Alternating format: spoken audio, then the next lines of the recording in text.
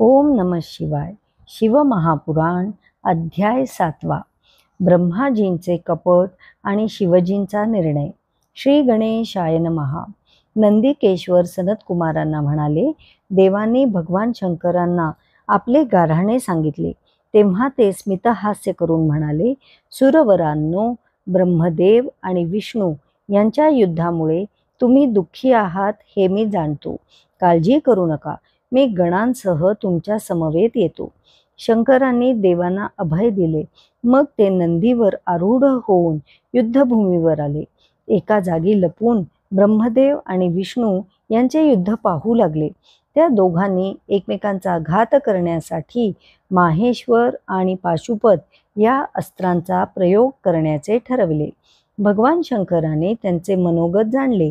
त्यांचे युद्ध थांबविण्यासाठी ते महाअग्निसमान प्रखर स्तंभरूपाने त्या दोघांच्या मध्ये अकस्मात प्रकट झाले. त्यांच्या प्रभावाने ती दोन्ही अस्त्रे आपल्या आपण शांत झाली. ते पाहून ब्रह्मदेव आणि विष्णू या दोघांना मोठे आश्चर्य वाटले. त्यांनी त्या अग्निरूपी स्तंभाचा विस्तार जाणून घेण्याचे ठरविले. विष्णू सुकराचे रूप घेऊन तो अग्निस्तंभ किती खोल गेला आहे ते पाहण्यासाठी पाताळात प्रवेशले. ब्रह्मदेव हंसाचे रूप धारण करून तो अग्निस्तंभ किती उंच आहे ते पाहण्यासाठी आकाशात ऊर्ध्व दिशेने निघाले. जो कोणी त्या स्तंभाचा आदी वा अंत जाणून प्रथम येईल तोच सर्वश्रेष्ठ, तोच ईश्वर, अशी ब्रह्मदेव आणि विष्णू या दोघांमध्ये पैज लागली होती. श्री विष्णूंनी पाताळात अति खोल जाऊन त्या अग्निस्तंभाचा अंत जाणण्याचा प्रयत्न केला, पण त्यांना काहीच साध्य झाले नाही. ब्रह्मदेवाने 21 स्वर्गापर्यंत उड्डाण करून त्या अग्निस्तंभाचा आरंभ जाणण्याचा प्रयत्न केला, पण त्यांनाही ते शक्य झाले नाही. श्रीहरी स्तंभाचा अंत शोधून परत आला तर तोच सर्वश्रेष्ठ ठरेल. मग तोच जगाचा स्वामी आहे हे आपल्याला मान्य करावे लागेल. त्यासाठी आपल्याला काहीतरी युक्ती करायला हवी, असा विचार करून ब्रह्मदेव इकडे तिकडे पाहू लागले. तेव्हा 21व्या स्वर्गात त्यांना केतकीचे म्हणजेच केवड्याचे एक फूल दिसले. त्यांनी त्याला वस्तुस्थितीची कल्पना दिली. त्याने आपल्या बाजूने साक्ष द्यावी म्हणून त्याचे मन वळविले. केतकी पुष्प घेऊन ते त्वरेने युद्धस्थानी आले. त्या समयी ते विलक्षण आनंदात होते. तेवढ्यात श्रीहरीचे आगमन झाले.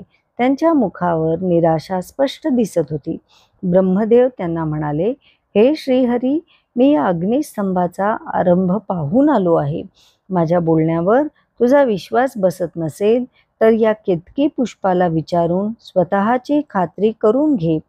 श्रीहरींनी त्या फुलाकडे पाहिले. ते फूल म्हणाले, विष्णू, ब्रह्मदेव म्हणतात ते खरे आहे. ते या देदीप्यमान अग्निस्तंभाचा ऊर्ध्व दिशेकडील आरंभ पाहून आले आहेत. या घटनेला मी साक्षी आहे. त्यावेळी मी तेथेच होतो. श्री विष्णूंना त्याच्या बोलण्यावर विश्वास ठेवावाच लागला. हे विधाता, तूच माझ्यापेक्षा श्रेष्ठ आहेस. तूच या जगाचा ईश्वर आहेस, असे म्हणून त्यांनी ब्रह्मदेवांचे पाय धरले. विधीचे हे कपट भगवान शंकरांना अजिबात सहन झाले नाही. ते तत्काळ प्रकट झाले आणि विष्णूंना म्हणाले, रमापती, विधाता खोटे बोलतो आहे. तो या स्तंभाचा आरंभ शोधण्यासाठी खूप उंच गेला, हे खरे आहे, पण त्याच्या हाती काहीही लागले नाही. आपल्याला कमीपणा येऊ नये म्हणून त्याने तुझ्याशी कपट केले. तुला स्तंभाचा अंत कळला नाही हीच वस्तुस्थिती आहे. म्हणून मी तुला माझे सर्व अधिकार सन्मानाने बहाल करीत आहे. आजपासून तू आणि मी समानच आहोत. भगवान शंकराची वरदवाणी ऐकून श्री विष्णूंना परमानंद झाला. ब्रह्मदेव लज्जित होऊन मान खाली घालून उभे राहिले. केतकी पुष्प भीतीने थरथर कापू लागले. अध्याय 7 समाप्त. ओम नमः शिवाय.